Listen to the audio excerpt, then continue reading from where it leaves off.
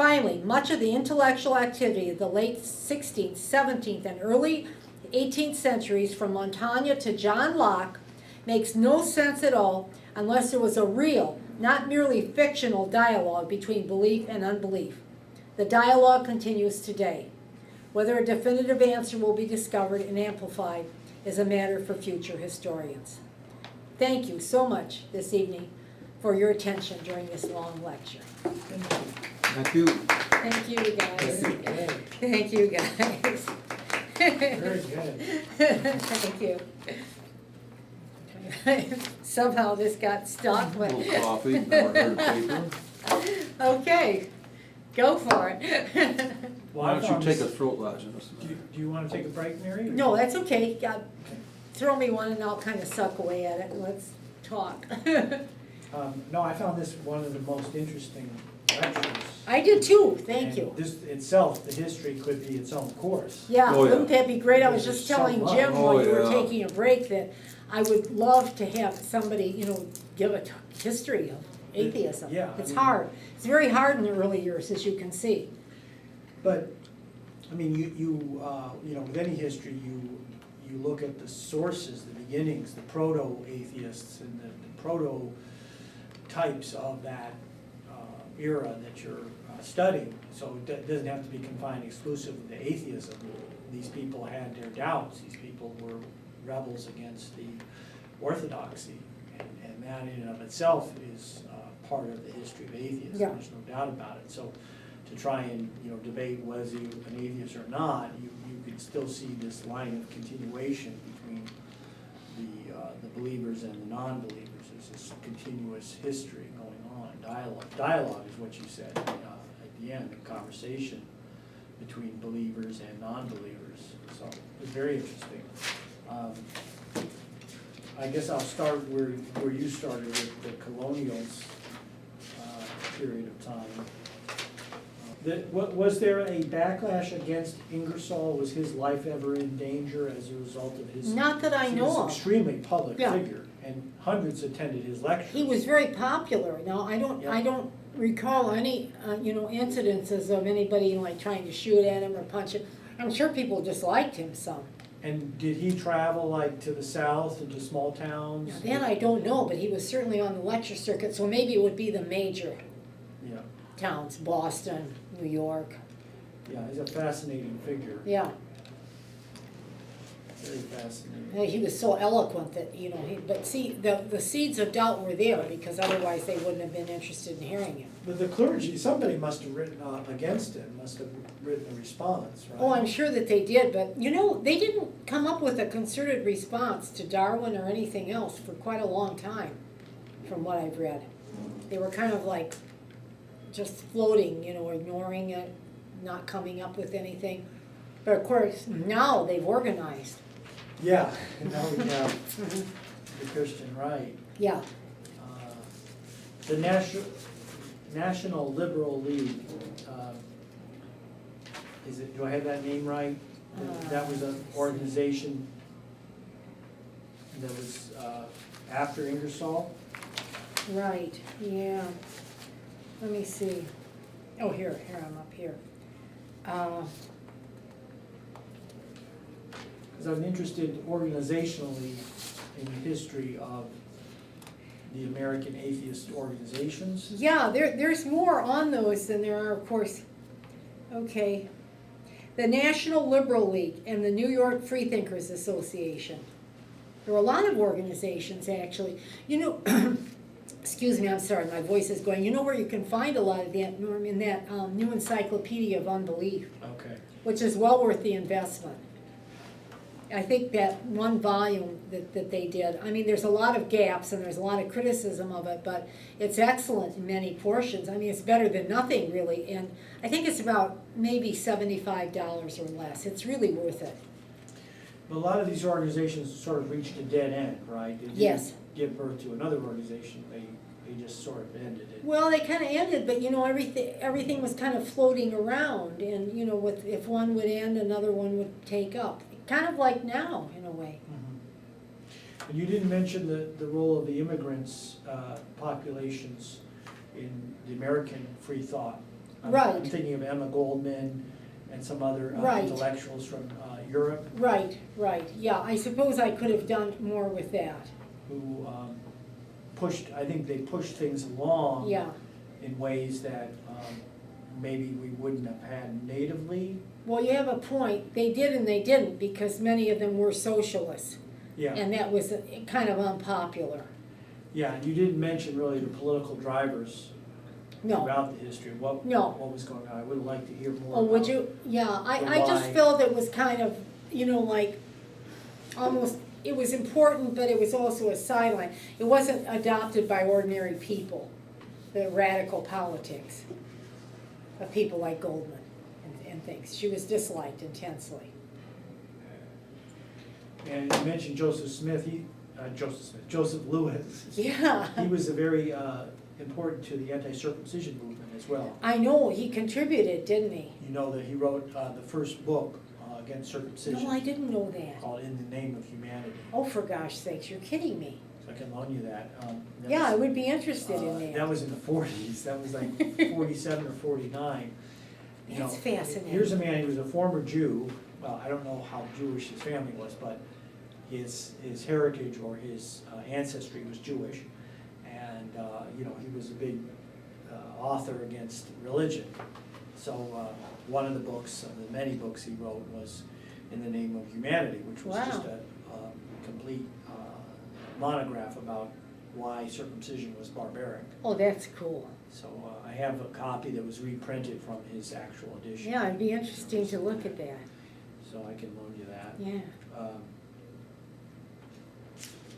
And the Truth Seeker continued to be published off and on Right.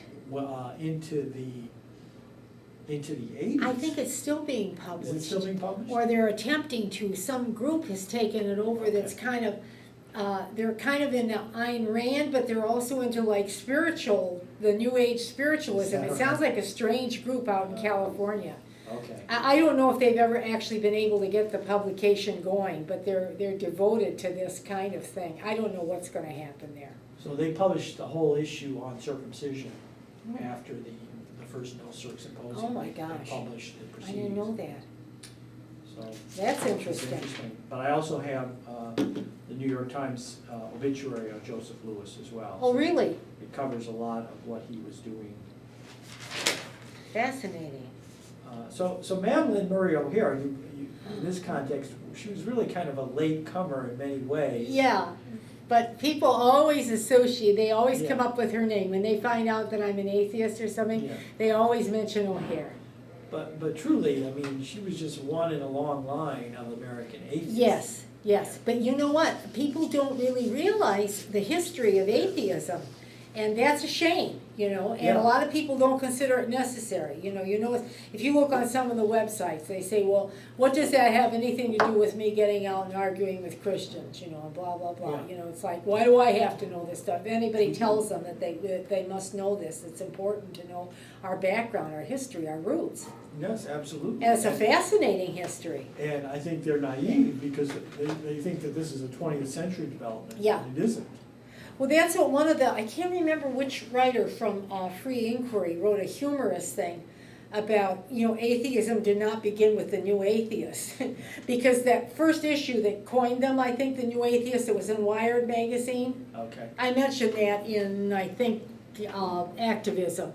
But the writer almost acts as though, like, this is something new that's Yeah. sprung up or something. And of course, the Free Inquiry writer is, we have a background. Susan Jacoby, that's going to be talking Thursday, wrote a wonderful history of free thought in the United States. Well worth reading. Well worth reading, Good. Like he says, her book came out about the same time as Harris's, and Harris had a big publisher. And Harris, speaks kind of to the masses. And her book kind of didn't get the attention that it should. It's much more intellectual. Mhm. And it's also much more well-researched, too, than anything Sam Harris has ever done, I think. So this drop in church attendance in the United States that we're seeing now, Yeah. why do you suppose that we, I think as a society, perceive that people are becoming more religious? if you were to ask most people, you know, they would look at the campaign, the presidential campaign, and they would say, Yeah. well, we're becoming more religious. It seems like we're becoming more religious and less religious at the same time. It's like, what's his name? Ross Douthat, or whatever, I can never pronounce it. Douthat? Yeah, it sounds like Yeah, Doubthat. yeah. It's like he says that they really haven't, seems like they haven't got belief in God. See, I don't trust him all the way, because he's really, you know, a religious advocate. But at the same time, they're not going to church, so what's gonna happen with this, you know? Peter, the dichotomy of admitting that I want to be like everybody else, I want to say I believe, but it's not there. People are shrinking and shrinking and shrinking and you know, expressing that. I don't, you know, in America, do you think maybe when they're polled, they always just say, oh yeah, I believe Yeah, I in do. God? Yeah, I go to church. Yeah. But even those who say none are 15 to 16%. Yeah, but see, a lot of those aren't necessarily atheists. No, and he Right, points yeah. that out. Yeah. But they're not members of a church No, either. Right. they're not affiliated. So you have to assume they're definitely never going to church. Probably, yeah. But if you listen to the candidates, or you listen to Obama, it sounds like, you know, everybody's religious. Isn't that They're fascinating? talking more about religion than they were in the 70s. Yeah. Oh, yeah, much Mhm. more. You know, when I would have said in the 70s that we were less religious. But I Yeah. think what you're saying now is that the attendance is dropping. Yeah. Even from the 70s figure? Well, yeah, I mean, yes. that's, according to that, Loveth Weems is a theologian. I Yeah. mean, you know, I have to kind of believe his figures. Yeah. I mean, you know, he's not gonna print this in Christianity Today and everybody scream about it. Yeah, it's almost as if the shell remains, but the Yeah. essence is gone. Yeah, And you must maintain the shell to impress everybody. yeah. You have to Well, that's what- shine the armor, you know. That's what the Roman Empire was toward the end. I mean, you know, people didn't believe in the gods, a lot of people didn't. And you know, the funny thing is that they were putting Christians to death and other people that, you know, In the name. if they would not, you know, make, what is the sacrifice to Oath. the gods. It was a But little. because that was yeah, the it was- oath to the state. Yeah, it was a little, because it was perceived as not being loyal to the state.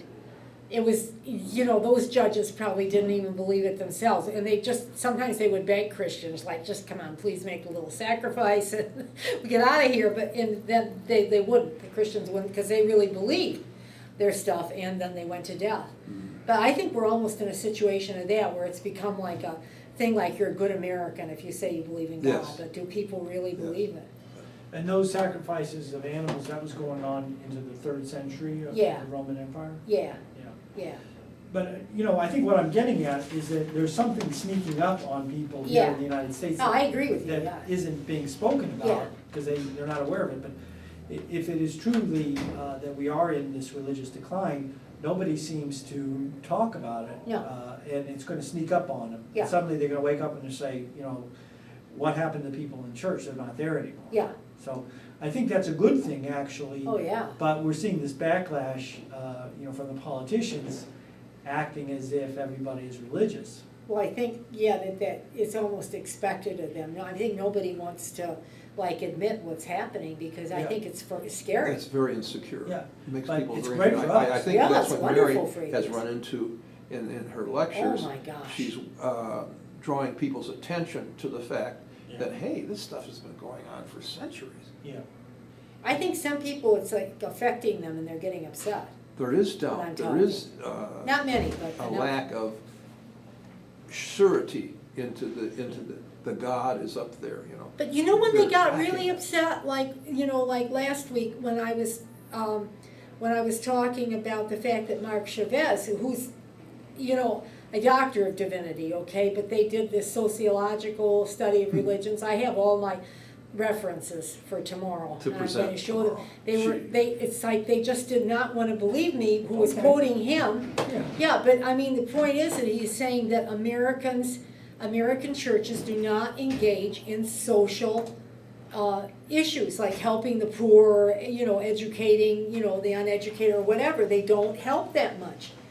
And you know, I had all my facts. I think you've heard it when I gave, you know, that talk. And this was upsetting to people. They wanted to know my Because references. that knocks the foundation Yeah. because right. Charitable. they don't believe that, you What's know. one of the tenets? Charity. And actually, I made a mistake because the one Jewish lady that's in there got really upset. And I thought he was just talking about the Christians. When I looked it up, he was talking about the Jews too. Because she was saying, no, because the Jews Not the believe, Jew. you know, that you have to take care of the world. you But know. how is he measuring the charitable works? They did a huge survey. No, but what is he actually surveying? What is he measuring? Well, they're actually measuring how much contact that these churches have with the poor, their members have with the poor, you know, people who are disadvantaged. What does your congregation do to serve the poor? Yeah. What things are you engaged in? What are your programs in your church? And it turns out that the programs are very social, They're- and Sunday school and this kind of thing, but those are all They're facing in, cultural, they're not too. facing out. They're cultural too.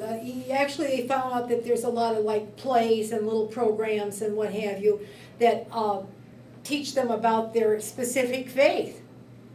You know, Again, or you know, biblical things, and turned in. this is what they spend their time on. They don't spend their And time. not turned out to the community. So you see, that's another thing, that how many, I mean, I think another thing that people got upset, what do we have from the media? And I said, this is perception, you know, put forward by politicians that want those faith-based things, you know, given to the churches. Now, a lot of churches don't get that because they're not even doing programs like And that.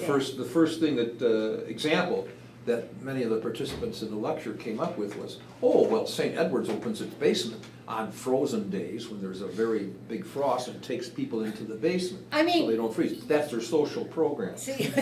Well, when it gets warm, where's your social program?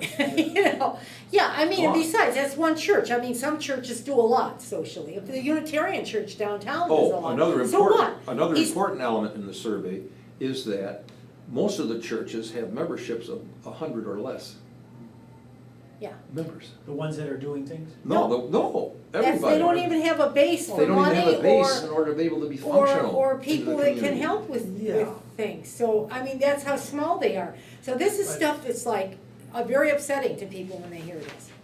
Yeah. But I don't think Chavez had any reason to lie. I think that they did this survey and they found out these facts and they've gone with the facts. And the year-over-year comparisons, I hope they repeat this study. over and I over. think they're They did. repeating it every 2-3 years, yeah. They took it earlier and then they took it again in 2006, 2008, and I Exactly. think Yeah. 2010, I'm not sure about that 2010. Yeah, But and- 6-8. And the But you Jewish know- population is in decline as well. That's right, They're- that's right. But see, that lady didn't want to believe it. And actually, I thought he was just talking about the Christians. I had forgotten. It had been a long time since Yeah. I had researched it, so I don't think she's gonna be very happy with me tomorrow. You know, I'm hoping to sidestep cares? that, but. No, you- Well, I mean, I don't like to, you know, I can see where people got very upset. They felt better when I said that, because Chavez said that, you know, because he's not anti-religion at all. I mean, he's a proponent of religion. He said that's one of the last places in America where people sing together. And then people got all gratified when I said that, you know, I said, oh, God, you know, I finally Something to said the hang on right to. thing, you know, everybody's singing together and being happy, you know, holy Christ, you know. But this is the kind of thing that I'm coming up with that I'm finding is extremely upsetting. That this kind of thing, about the present day, the history they're kind of happy with, that's not bothering them. Some of the cases are bothering them. Well, you know, in some ways, it's better that this sneaks up on them because the religious people are gonna have less opportunity to react before it's too late to do something. I see what you're saying. There's Oh, a turning dear. point, Yeah. there's a critical mass I think we may have started it. in any movement, and if you Yeah. waken the opposition, You're right. you know, I know Like there's. circumcision, The same thing with circumcision, you waken the opposition and they have more time to react. yeah. The trend over a longer period of time obviously is in our favor, but in the short term, wouldn't it be wonderful, you know, if suddenly, you know, we are getting a president who says, I believe in reason, not faith. You know, I believe in science and not faith. And to me, that's how we have to pose this, either you're for faith or you're for reason, you can't be for both.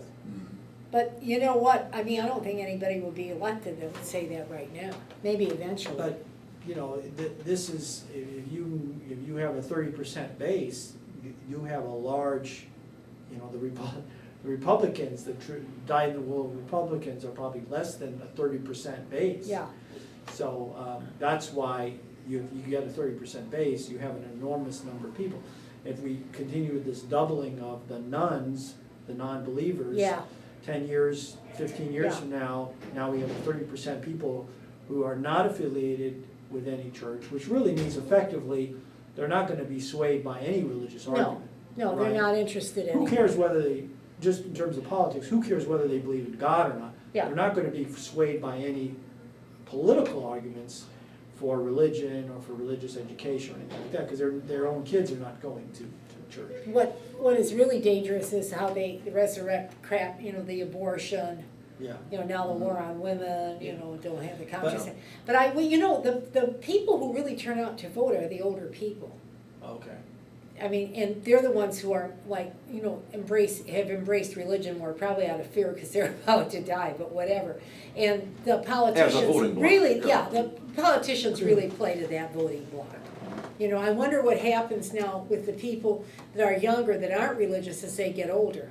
And I think if we could coalesce as some kind of a voting Good thought. coalition and keep those people instead of letting them drift into like, out of fear or insecurity, keep them into our block, the nuns. I don't know if we can do that. I don't know why not. There's a lot of older atheists. Yeah, that's a good point. Did you do any research on doubt in Asia, and the history of doubt in Asia, or was that? No, because that's far? just too big. But Jennifer Hecht's book does cover a lot of the Asian doubts, even those in Islam, the Wow. doubters. Yeah. So really, and the book is nice. You can read it in chunks. So of course, she doesn't encompass atheism per se because it's just too hard to tease out. So she just does the doubters, like you said. That's very important. Okay. I recommend that book. I really do. I mean, it's not highly intellectual, but it certainly is helpful. It's only one of its kind. The Hecht book? Yeah, Okay. yeah. There are a couple of terms that I need definitions of, I may have known at one time. Ontological what does that mean? The ontological is the argument that it encompasses several things, but it's basically like if you can think of a being, I'm really simplifying this, okay? If you can think of a being that's like all loving, all precipient, all blah, blah, blah, blah, then that being must exist. Okay, so that's the ontological Yeah. argument. If Yeah. you can conceive of it. When it I must do the exist. arguments for and against the existence of God, I'll make it more sophisticated, but basically it's pretty stupid. Yeah, it is. And teleological, The teleological is the argument from design, and that's you find the watch on the beach, Well, and you assume that there's. somebody sure made that. Yeah, somebody made that as complex. Well, life is complex, man is complex, so therefore God made, God. And then there's the cosmological, which is, in its best form, it's from Islam.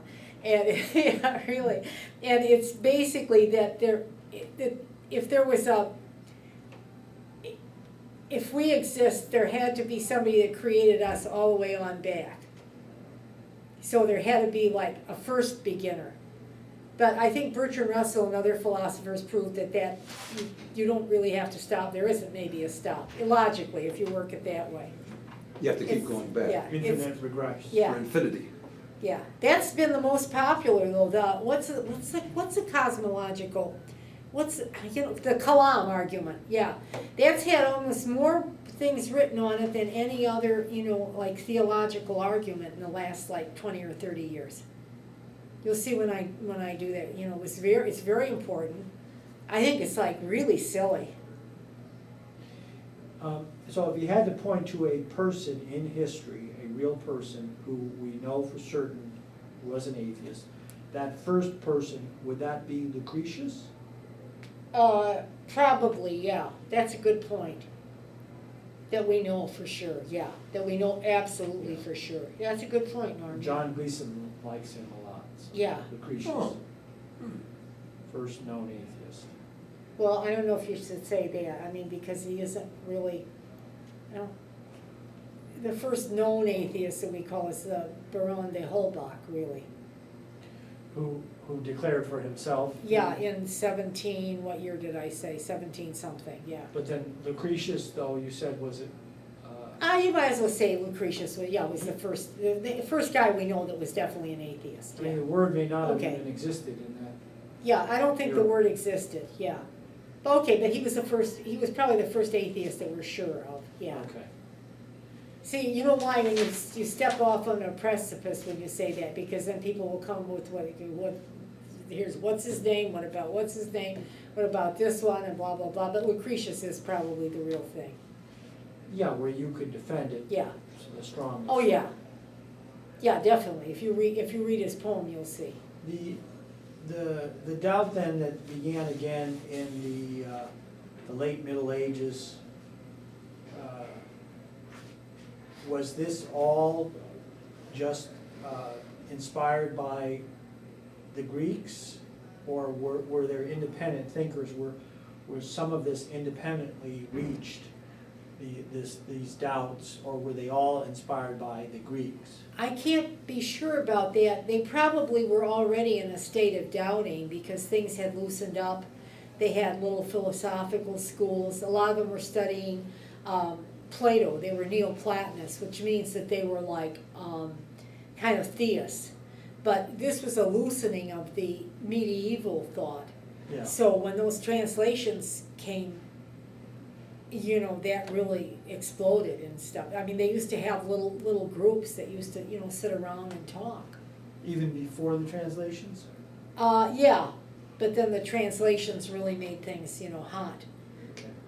They became more naturalistic then. There's poets in Italy that write about nature and things. There's all of a sudden, like much less of an interest in divine things.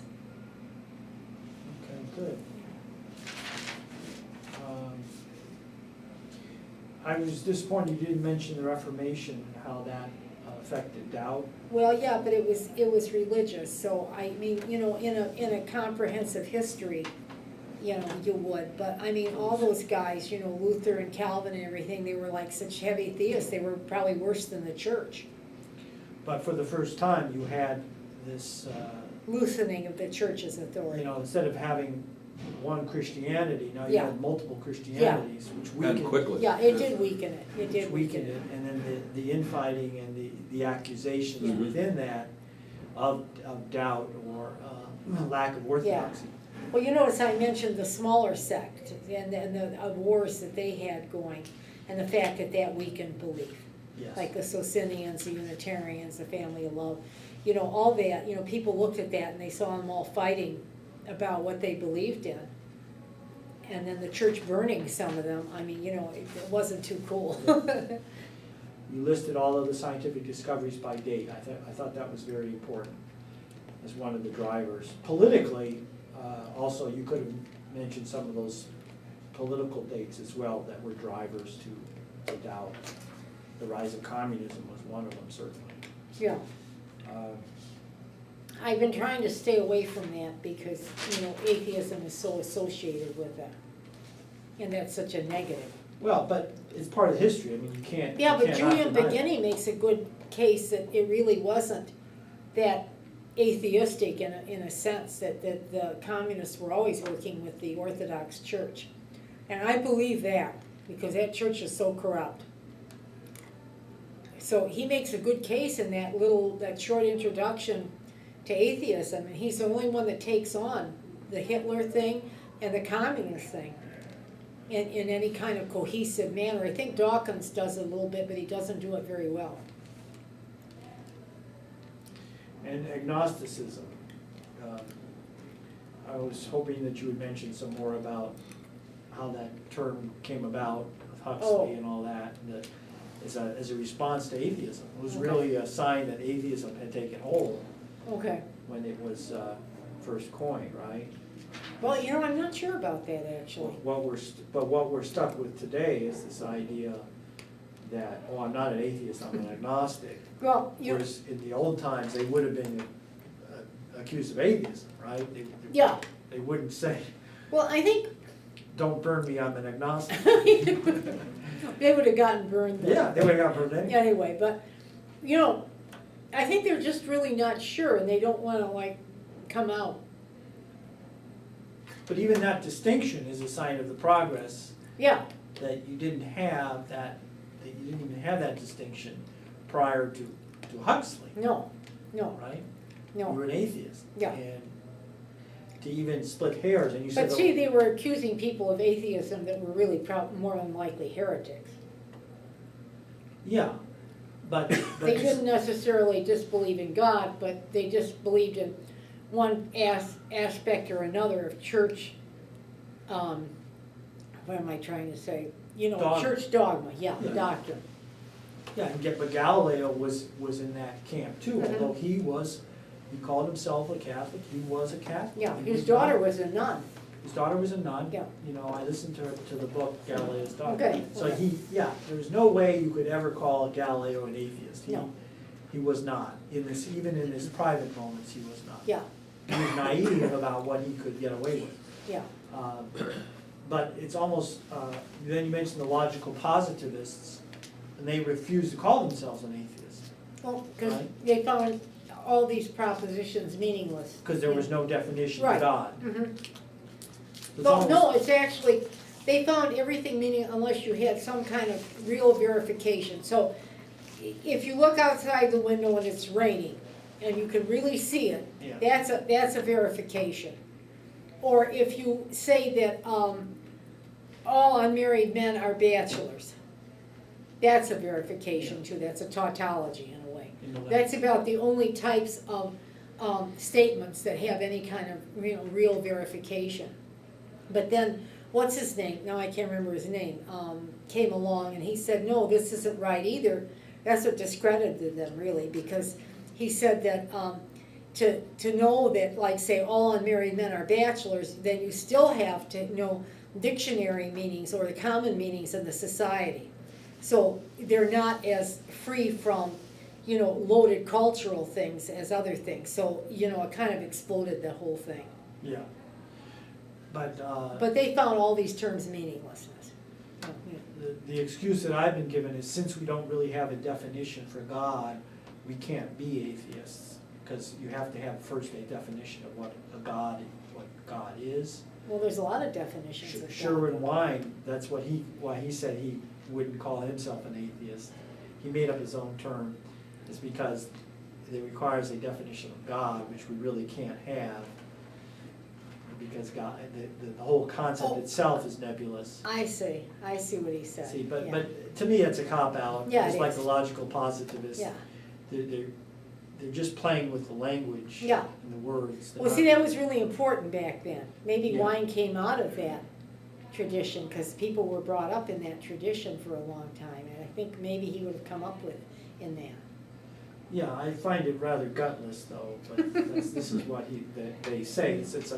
It's a post-atheist argument that says you can't be an atheist because you don't really know even what God is. Yeah. Or what he could be.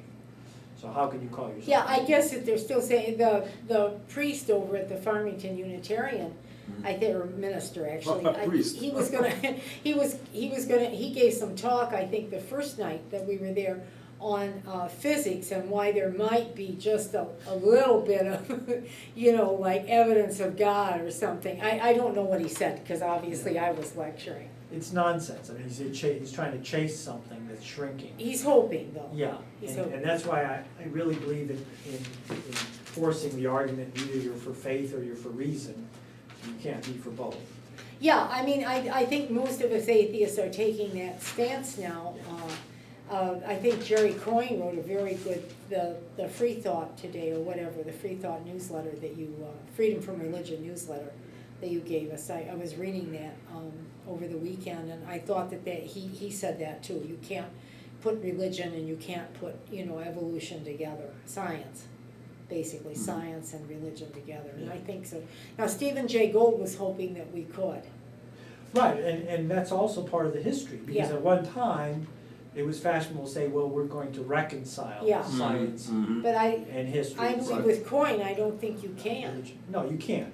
But that too is part of the progression. Yeah, I think even my father would say, oh, well, we can reconcile that, God planned evolution to Yeah. happen and all Oh, that. yeah.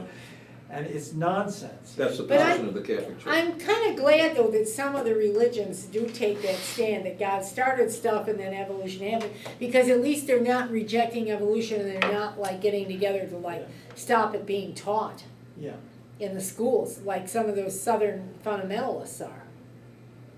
I mean, good, they're terrible.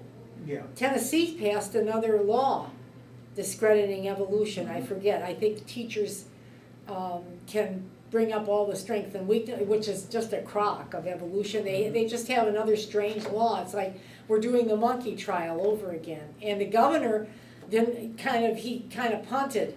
He let it go into effect without signing it.